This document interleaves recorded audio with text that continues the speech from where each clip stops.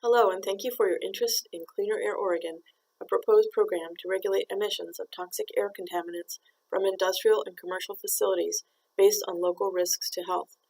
DEQ and the Oregon Health Authority are providing this update about the draft Cleaner Air Oregon regulations, which were initially released for public review and comment in the fall of 2017.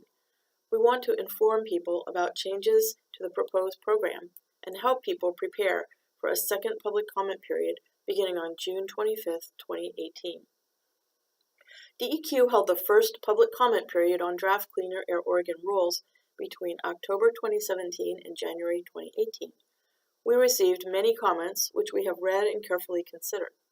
In March 2018, the Oregon legislature passed a law that provides funding for completing the rulemaking and implementing the program through fees paid by industry. The bill also sets certain program requirements that have been incorporated in the draft rules. Some of the changes reflect our consideration of comments, and other changes are based on updated thinking about certain program elements. Why are we proposing these rules? For the most part, our current air quality rules come from federal regulations and standards, but those laws, and therefore Oregon's, have gaps. These federal regulations we've been using have done a good job in limiting pollution for some pollutants and with some industries, but they don't cover all the toxic air contaminants, and they don't tell us how those emissions might affect your health. Oregon is not alone in our concern about this gap. Over 30 jurisdictions, including the states of Washington and California, have taken steps like the ones we are proposing in order to protect public health. The current Oregon regulations don't require an assessment of the potential risks to people who live close to facilities. They require some reporting of the pollution a facility emits, but there are still a lot of chemicals, called air toxics, that facilities aren't required to report. Air toxic, also called toxic air contaminant, is a name we give to chemicals that could be harmful to health when emitted into the air people breathe. In some cases, DEQ doesn't know exactly what's emitted because some sources are not required to report this information. We also don't know how the emissions might be impacting the community because current rules don't require us to know the health risks that these air toxics are posing. Also, even if health risks are discovered, our current regulations don't allow those to be considered when we issue the facility a permit for what they are emitting. Development of Cleaner Air Oregon rules was spurred in large part by the discovery of hazardous air emissions from a facility in Portland. Work by the U.S. Forest Service, DEQ, and OHA showed that emissions from this facility were dangerous, but the company was doing everything they were required to do under the existing regulations. Since then, other communities around the state have told us their concerns about local facilities. These proposed rules are designed to find out if there are other high-risk facilities and to have health standards that will require those risks to be reduced. The proposed Cleaner Air Oregon program would have three main parts that are the same as the original proposal. First, facilities would be required to report their emissions of up to 600 air toxics. This information would be available to the public, so you could find out what facilities near you are emitting. Next, facilities would have to calculate potential health risks from those pollutants to people living, working, or going to schools nearby. How this risk is measured also takes into account how close people are to the facility. These risk calculations would consider a wide range of health problems from both short and long-term exposures. Examples of possible health problems include an increased risk of cancer, birth defects, breathing problems, or eye irritation. Last, facilities would be regulated based on the specific health risks associated with their emissions. The proposed rules tie air quality permits and enforcement to health risks. Facilities that create risks over a certain level, called a Risk Action Level, or RAL, would have to take action to reduce risk. In a few moments, we will provide a summary of some of the significant changes to the proposed regulations, but first want to describe how you can comment and what Senate Bill 1541 means for Cleaner Air Oregon. DEQ has opened the second public comment period for draft Cleaner Air Oregon rules. DEQ developed the current draft of the rules by considering comments received during the last public comment period, by incorporating the legal requirements from Senate Bill 1541 passed by the Oregon legislature in March 2018, by considering comments and discussion by the Cleaner Air Oregon Rules Advisory Committee in their May 2018 meeting, and by tying the many comments and issues together with new thinking by DEQ and OHA on how to best achieve Cleaner Air Oregon goals with clarity and efficiency. When compared to the 2017 draft that went out for comment, there are many changes to this new draft of the rules. This overview slideshow highlights some of the significant changes for you to consider commenting on, but there are others. If you made comments during the first public comment period, DEQ has carefully considered them, and they are still part of the record that DEQ is actively considering to finalize the rules. There is no need to resubmit your previous comments. You can view your comments and others' comments at the link where they are posted. Your options in this 2018 comment period are to submit new comments, or you can choose to rely on your previous comments and not submit anything new. In preparing to comment on the current draft of the rules, it helps to first understand the requirements of Senate Bill 1541. These are mandatory requirements that cannot be changed in the DEQ rulemaking process, even if we receive comments about them.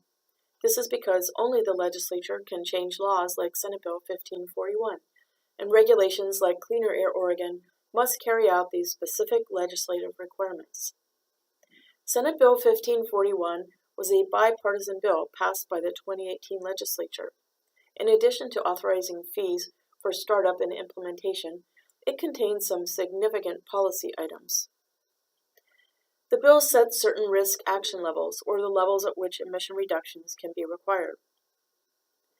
It also allows a source to request that the determination of how much risk its emissions are causing is based on where people are actually located, rather than how the area is zoned.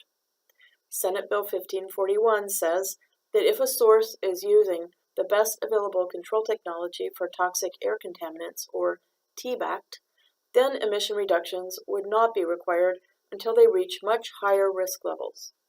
The bill also included an allowance for sources to delay risk reduction in cases where they requested and DEQ approved air monitoring first to potentially provide more detailed information about emissions.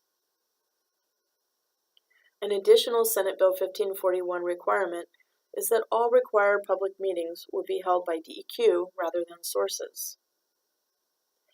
Senate Bill 1541 also makes changes to how the rules handle non-cancer risk and DEQ's options for addressing cumulative risk from multiple facilities in an area. Both of these elements will be addressed through separate rulemakings. Compared to the 2017 public comment draft rules, the current 2018 draft contains 4 types of changes. First, as we discussed, DEQ has made changes required by Senate Bill 1541. Second, we have made changes to harmonize the remaining rules with the Senate Bill 1541 requirements. Third, DEQ has made several changes to make the rules more concise. We removed some detail in the rules that we will describe in procedure documents. In addition to removing redundancy, some of the detailed language that we removed was on the facility call-in process, technical details on determining and calculating risk levels, and the community engagement process. And finally, we have made some changes that rearrange the rules for clarity. They are long and complex, so we are interested in improving ease of use and understanding.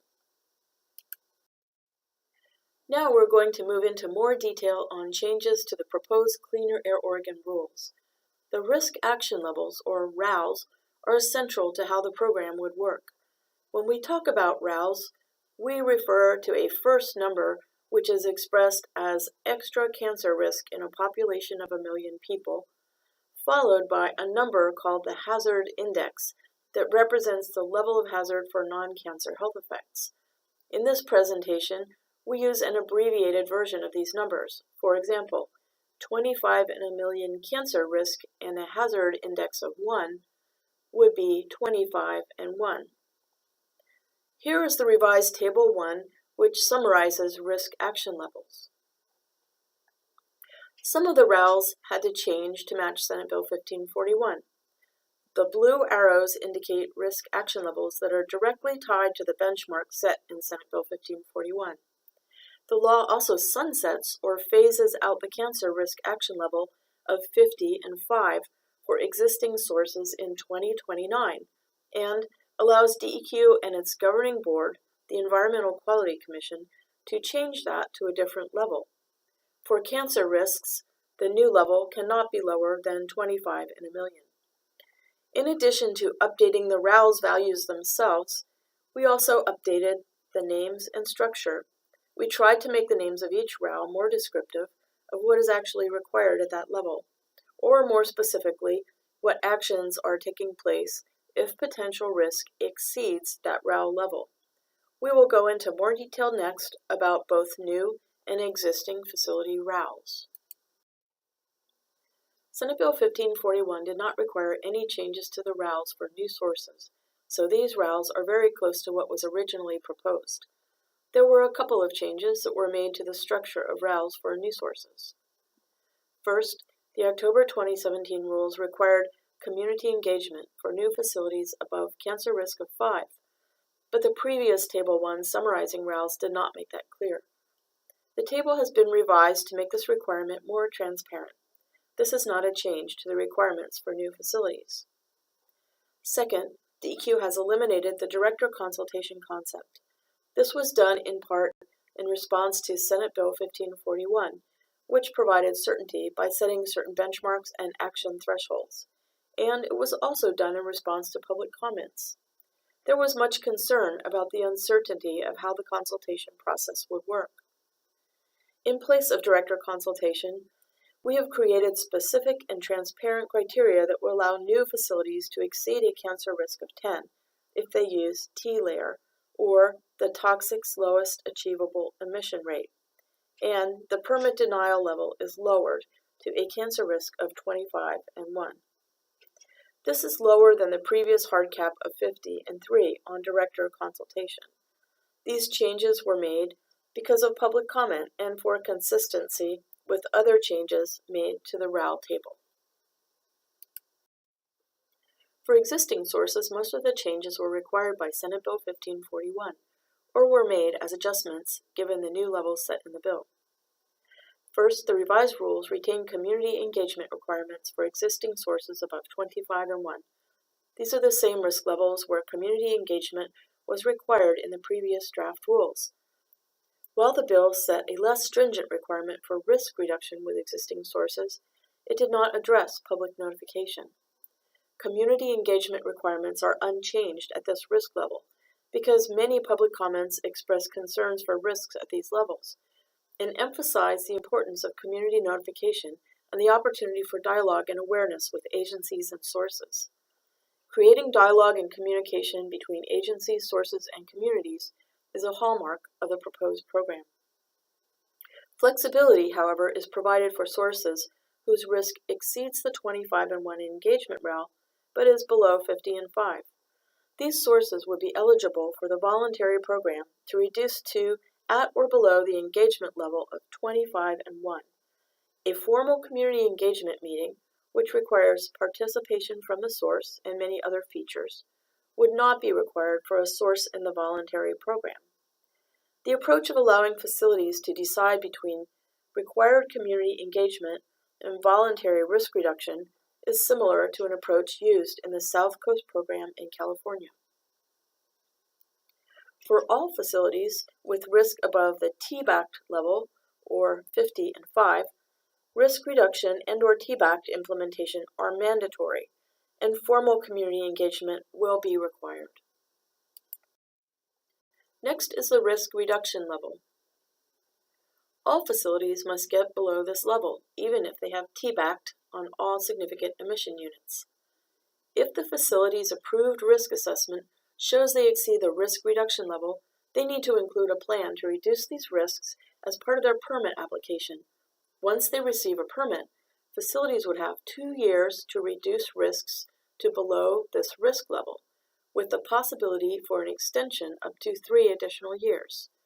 That compliance timeline is shorter if there are acute non-cancer risks. This risk action level is set at 4 times the cancer benchmark and 2 times the non-cancer benchmark. Under Senate Bill 1541, existing facilities with TBACT cannot be required to reduce risk if they are below these threshold levels. This therefore serves as the level for which reductions will be required. This provision does not sunset. Finally, the new rules introduce an immediate curtailment level, similar to the previous upper limit on director consultation. Sources must be below these levels as soon as the permit is issued. Senate Bill 1541 requires that DEQ hold all public meetings required in the Cleaner Air Oregon permitting process, rather than the source. This means that DEQ would plan, announce, and conduct these public meetings. The bill also required that a representative of the source attend any public meeting DEQ holds. As mentioned in the RALS discussion, we are also proposing that community engagement will continue to begin at 25-1, but as mentioned earlier, a facility can agree to voluntarily reduce risk below these levels instead of attending a formal community meeting. DEQ has removed detailed requirements for community engagement from the draft rules. A future Cleaner Air Oregon community coordinator will develop a full set of procedures and guidelines that will allow greater flexibility in working with communities to keep neighbors informed and involved in the process. These procedures will be based on community engagement best practices, and there will be an opportunity for public and stakeholder input. Compared to having a prescriptive process in the regulations, this will allow for greater detail and flexibility to tailor the community engagement process to the needs of communities. It remains an important goal of Cleaner Air Oregon to give communities a chance to understand source risk analysis, ask questions, and provide input into key decisions for managing risk from toxic air contaminants. As mentioned earlier, TBACT stands for Toxics Best Available Control Technology. If a source's risk is above 50 and 5, draft rules would require them to get below those levels with emission reductions or demonstrate or install TBACT. Senate Bill 1541 included some provisions that clarify and streamline what controls can be defined as TBACT. First, sources are not required to reduce risk if they are meeting TBACT on all significant emission units unless their risk is above 210. The graphic on this slide helps explain that concept. Second, Senate Bill 1541 says that if a source is complying with the federal industrial regulations for toxic air contaminants called National Emission Standards for Hazardous Air Pollutants, or NESHAPs, then they are presumed to meet the requirements for TBACT. This provision streamlines TBACT evaluations and builds on federal regulations that Oregon sources are already required to comply with. To understand the Senate Bill 1541 provision stating that a source's compliance with a federal NESHAP is considered TBACT, it helps to have some background on the NESHAPs. EPA has identified over 100 industry categories and adopted standards that reflect the Maximum Achievable Control Technology, or MACT, for those categories.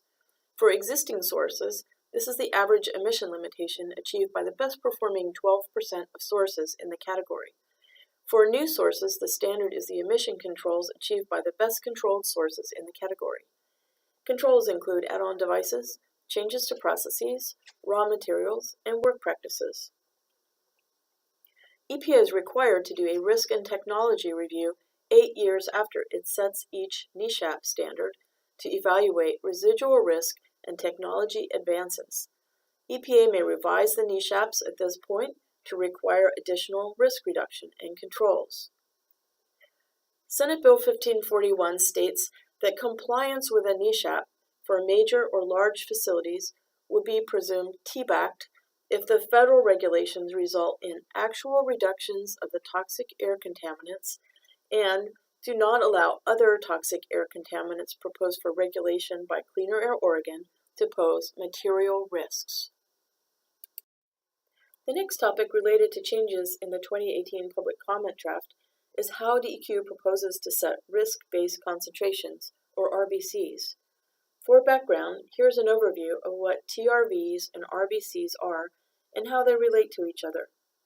Toxicity reference values, or TRVs, are the air concentrations of each chemical that authoritative agencies have identified as levels that are intended to be health protective, even when exposure at that level is continuous. TRVs are the basis for risk-based concentrations, or RBCs, which will be used to evaluate potential risks in cleaner air Oregon. To set RBCs, we adjust TRVs to account for specific considerations that are relevant to specific exposure scenarios. RBCs for non-residential exposure, workers, and kids at school will be adjusted for exposure duration and frequency. For some cancer-causing chemicals, we apply an early life adjustment factor to account for increased susceptibility during early life, and for chemicals that are persistent in the environment, we apply a multi-pathway exposure adjustment to account for additional exposure besides just breathing. In some cases, the resulting RBCs are exactly the same as the original TRVs, but when any of these adjustment factors apply, the RBCs are different. The latest draft rules propose the same list of authoritative agencies for TRV selection and the same set of adjustment factors for calculating RBCs. Since the previous draft rules were released, DEQ and OHA have made some changes to some of the TRVs listed in Table 3, and therefore the RBCs listed in Table 4 of the proposed rules. There are two significant changes to the proposed rules for TRVs and RBCs. First is an adjustment to the selection process for chronic effects TRVs. Instead of using an established hierarchy of authoritative agencies, DEQ, in consultation with OHA, is proposing to use the most recently established values. This would ensure use of the most current science. In contrast, there is no change to hierarchy proposed to establish acute TRVs, because some sources of acute toxicity data are better suited to evaluate risk of 24-hour exposures than others. Second, similar to DEQ removing detailed procedures from the draft regulations for calling in sources and doing community engagement, DEQ has removed the TRV and RBC selection and calculation methodologies from the rules. These methodologies have been moved to the Risk Assessment Protocol document. Another area where DEQ made some recent changes in proposed rules is in the timelines for reducing risk. If an initial risk assessment shows that sources need to reduce risk to be in compliance with Cleaner Air Oregon, how long would they have to do it? A source required to reduce risk would have up to 2 years from the date the Cleaner Air Oregon permit is issued to install the control equipment or make whatever changes are necessary. If a source is causing acute risk, the timeline for risk reduction would be 1 month with a potential extension of up to 6 extra months. The draft rules allow the possibility of an extension for up to 2 years if the facility can show that they have a clear plan towards getting below the risk action level, have demonstrated progress, and that there were unforeseeable events beyond the facility's control. If a facility is above the risk reduction RAL, then they are required to reduce risk even if they already have TBACT on all significant emission units. Going beyond TBACT may require innovation and research, so we are proposing that a facility in that situation could get up to a 3-year extension. The extension criteria are the same for facilities in this category. The 2017 draft rules included language that would allow a facility to postpone risk reductions if they could show that they were unable to pay for the needed changes. In this new draft, we are adding some specific conditions on when that would be allowed, based on updated thinking and public comments. Postponing risk reductions wouldn't be allowed for new or reconstructed sources. The rationale is that if a facility is being built or rebuilt, then needed controls should be installed at that time. Also, postponing risk reductions wouldn't be allowed if an existing facility is above the immediate curtailment level. If they're above this level, they must reduce below that as soon as the permit is issued, regardless of ability to pay.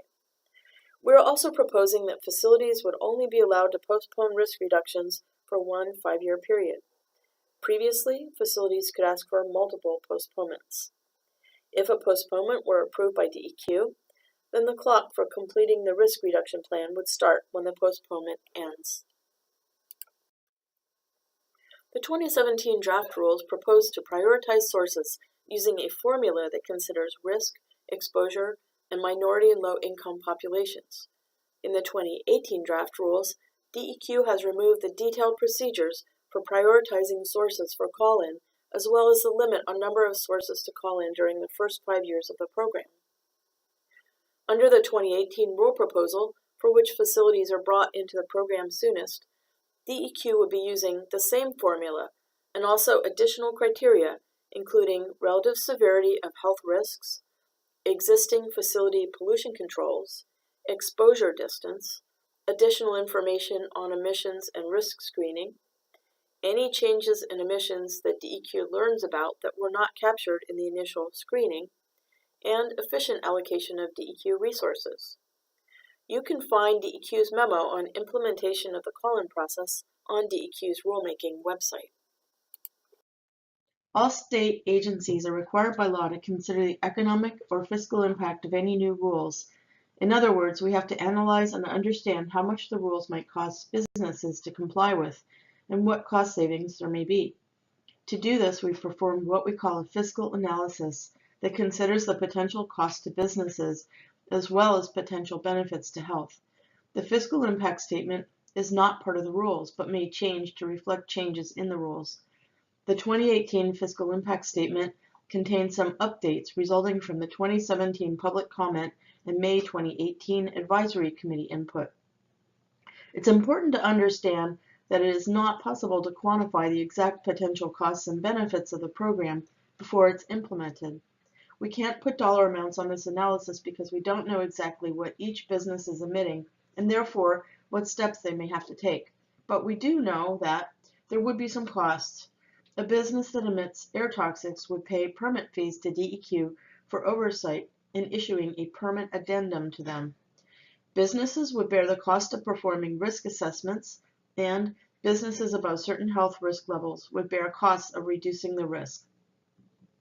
The draft rules include ways of offsetting and streamlining costs and financial hardship for facilities that can't afford these costs, particularly for small businesses. There are potentially large benefits for health. Air toxics are associated with increased risk for a wide range of health conditions like heart disease, cancer, asthma, and premature birth that are common in Oregon and that cost Oregonians millions of dollars every year. Reducing risks and costs of health conditions would make Oregonians healthier and save us money. When you click on DEQ's Cleaner Air Oregon public comment page, you will see draft rule language, draft data tables, a public notice document that includes the draft fiscal impact statement, other summary documents and graphics to help with understanding the rules, including Senate Bill 1541 requirements and a guide on how to make effective comments written by EPA. There are several ways for you to submit comments about this rulemaking. You can submit comments online at the Cleaner Air Oregon website. You can also mail or email comments to DEQ. You can attend a public hearing and submit comments orally or drop off written comments. The public hearings will be located in Portland on July 12th and in Eugene on August 1st. The addresses and times are included in this slide and also posted on the Cleaner Air Oregon website. The public comment period starts on June 25th and ends on August 6th.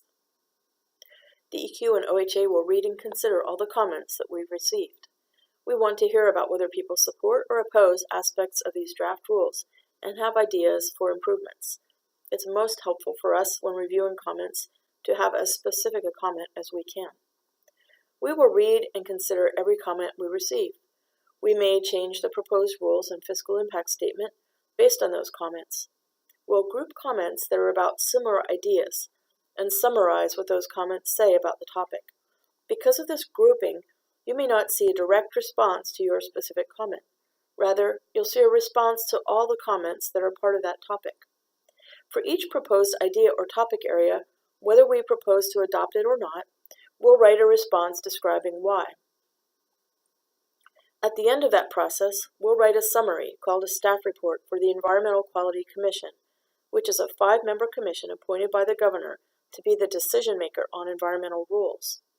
The staff report will have a copy of each individual comment, the summaries and responses, and the proposed rules with any changes, which will be made public when we give it to the EQC in October 2018.